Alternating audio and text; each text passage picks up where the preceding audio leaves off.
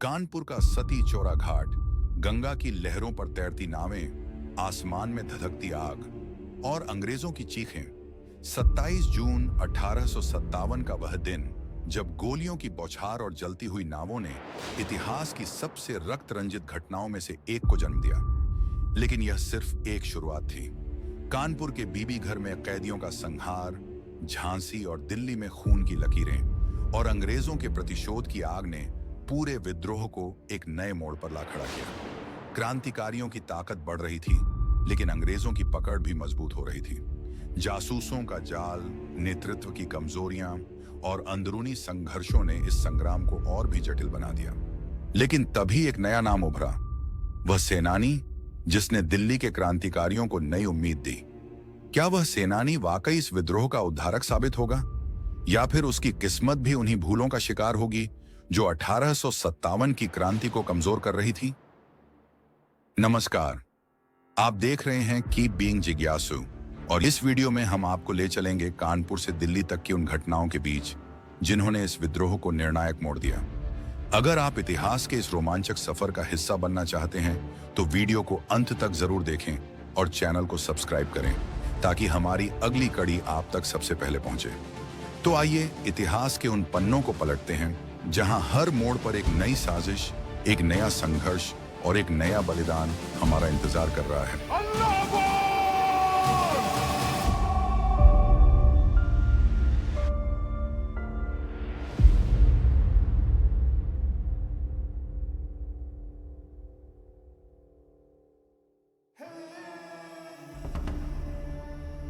27 जून 1857 कानपुर।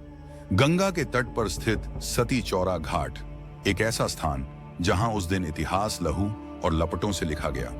नाना साहब पेशवा ने 757 में अंग्रेज पुरुष, महिलाएं और बच्चे को इलाहाबाद तक सुरक्षित जाने का वचन दिया। 40 नावें तैयार कराई गईं और नाना के सैनिक घाट की ऊंचाइयों पर तैनात हो गए। लेकिन जैसे ही नावें रवाना हुईं, अचानक गोलियों की बौछार शुरू हो गई। नाविकों ने टार से आग लगा दी और नावें धू धू कर जल उठी। घबराए अंग्रेजों ने भागते हुए नाविकों पर गोली चलाई, लेकिन ऊपर से भारतीय सैनिकों ने और तीव्र प्रहार कर दिया। तलवारें, संगीनें और गुस्से से धधकते क्रांतिकारी। किनारे पर खदेड़े गए अंग्रेजों को घेर लिया गया। सैकड़ों मारे गए और जो जीवित बचे उन्हें बंदी बना लिया गया। इन कैदियों को कानपुर के बीबी घर हवेली में रखा गया। जुलाई का महीना और ब्रिटिश सेना की वापसी की आहट से कानपुर में हलचल मची हुई थी। नाना साहब ने क्रांतिकारियों से स्थिति संभालने को कहा, लेकिन जो हुआ उसने इतिहास में एक भयावह अध्याय जोड़ दिया। 260 कैदियों, जिनमें ज्यादातर महिलाएं और बच्चे थे, को मार दिया गया। उनके शवों को हवेली के कुएं में फेंक दिया गया। यह घटना इतिहास के पन्नों में दर्ज हो गई और इसने ब्रिटिश सेना के प्रतिशोध को और भी भयावह बना दिया। कानपुर के बाद अगला बड़ा कांड झांसी में हुआ। वहां भारतीय सैनिकों ने 55 यूरोपीय नागरिकों को सुरक्षित रास्ता देने का वादा किया, लेकिन जैसे ही वे बाहर निकले उनका संहार कर दिया गया। इसके बाद दिल्ली में मुगल सम्राट बहादुर शाह जफर ने 52 ब्रिटिश नागरिकों को अपने महल में शरण दी। लेकिन जैसे ही यह खबर विद्रोही सैनिकों तक पहुंची, वे उन्हें मारने के लिए लाल किले में घुस आए। मुगल सम्राट ने विनती की, स्त्रियों और बच्चों पर हाथ मत उठाओ, वरना ईश्वर का प्रकोप हम पर पड़ेगा। लेकिन क्रोध से अंधे विद्रोहियों ने सम्राट की बात अनसुनी कर दी और उन 52 फिरंगियों को महल में ही मार दिया गया। कानपुर, झांसी और दिल्ली की इन घटनाओं को ब्रिटिश प्रचार तंत्र ने हथियार बना लिया। इंग्लैंड के अखबारों में भारतीय क्रांतिकारियों को राक्षस बताया गया। ब्रिटिश सैनिकों का नया युद्ध घोष बना, रिमेंबर द कानपुर। यह नारा प्रतिशोध का प्रतीक बन गया। जुलाई में ब्रिटिश सेना ने नाना साहब को पराजित कर कानपुर पर फिर से कब्जा कर लिया, लेकिन उनका असली लक्ष्य अभी भी दिल्ली था। ब्रिटिश सेना की नजर हिंदुस्तान की धड़कन दिल्ली पर थी, जिस पर काबू पाने में वो अभी तक असफल थे। मुगल सम्राट बहादुर शाह जफर के नेतृत्व में भारतीय सैनिक शहर की रक्षा के लिए डटे हुए थे, लेकिन सवाल था, क्या वे अंग्रेजों को रोक पाएंगे? पिछले एपिसोड में हमने देखा कि अंग्रेजों की दिल्ली फील्ड फोर्स ने शहर के उत्तर में एक पहाड़ी और छावनी पर कब्जा कर लिया था, लेकिन उनकी सबसे बड़ी कमजोरी थी संख्या। अलग अलग शहरों से और सैनिक बुलाए गए, जिससे उनकी संख्या 3,000 से बढ़कर 6,000 हो गई। मगर यह दिल्ली जैसे विशाल शहर के लिए अब भी काफी नहीं थी। इसके विपरीत भारतीय क्रांतिकारियों की ताकत लगातार बढ़ रही थी। उनकी संख्या 50,000 से 60,000 तक पहुंच गई थी। ब्रिटिश सेना के लिए सबसे बड़ी चुनौती थी दिल्ली को घेर कर रखना जब तक पंजाब से और सेना नहीं आ जाती। लेकिन इसके बीच गर्मी, प्यास और बीमारियां उनके सबसे बड़े दुश्मन बन गए। यमुना का पानी मटमैला था, कुएं जहरीले हो चुके थे और नहर से पानी लाना आसान नहीं था। ऊपर से हैजा की महामारी ने कहर बरपा दिया, जिसने सैकड़ों ब्रिटिश सैनिकों की जान ले ली। यहां तक कि British commander general Henry Barnard भी इसकी चपेट में आ गए। उनकी मौत के बाद अब कमान जनरल आर्चडेल विल्सन के हाथों में आ गई। दिल्ली के अंदर भारतीय क्रांतिकारी पूरी ताकत से तैयार थे। उनके पास संख्या बल, तोपखाना और आत्मविश्वास सब कुछ था। अब उन्होंने ब्रिटिश ठिकानों पर लगातार तोपों से हमला करना शुरू कर दिया। हर दिन भारतीय सैनिकों के जत्थे लाहौर गेट से निकलते और अंग्रेजों की पहाड़ी पर चढ़ाई करते। इन सैनिकों में सिर्फ प्रशिक्षित फौजी ही नहीं, बल्कि मुजाहिदीन नाम के मुस्लिम स्वयंसेवक भी शामिल थे, जिनमें कई महिलाएं भी थीं। रणनीति की टक्कर भी दिलचस्प थी। भारतीय सैनिक संख्या में अधिक थे और वे नजदीक जाकर तलवार और भालों से युद्ध करना चाहते थे। लेकिन ब्रिटिश सेना ने अपनी ऊंचाई वाली पोजीशन का पूरा फायदा उठाया और हर हमले को भारी गोलीबारी से रोक दिया।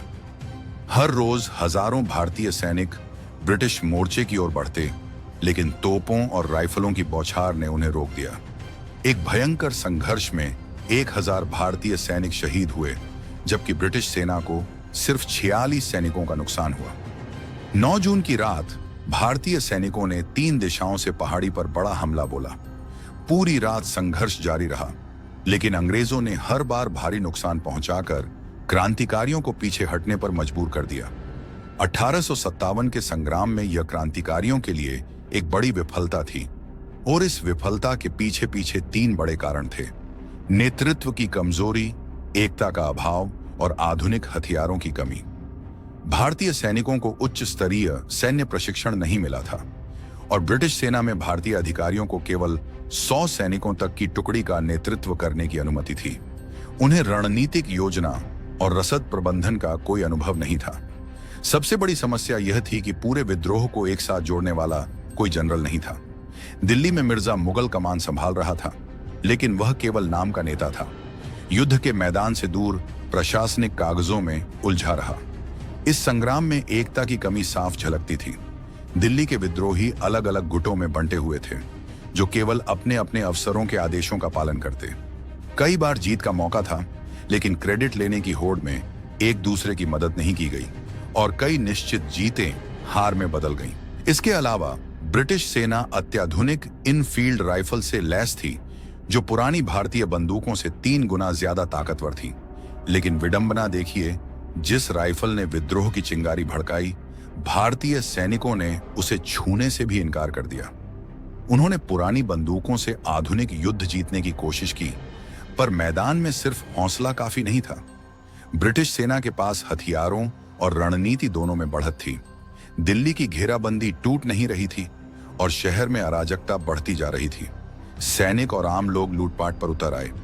मशहूर शायर मिर्जा गालिब ने अपनी डायरी दास्तानबू में लिखा, चोर दिन के उजाले में सोना चांदी चुराते हैं और रात को रेशमी बिस्तरों पर सोते हैं।